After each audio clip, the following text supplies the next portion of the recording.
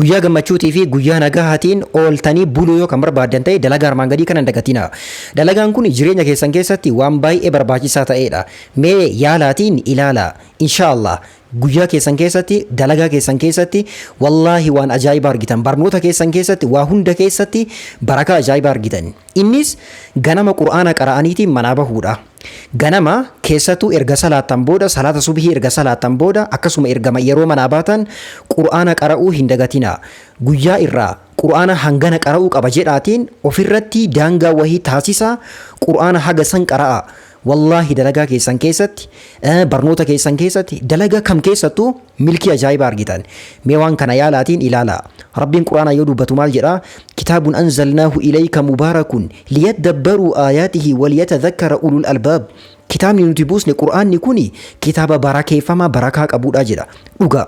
Wallahi kitaaba barakaa qabuudha. Jireenya kee barakaa keessa kaaya. Dalagaan kee ni barakata ni milkoofta. Dibbirtii wanti jedhamu dalagaa kee keessa ni baha ni bada. Yaala ilaala. السلام عليكم ورحمة الله وبركاته.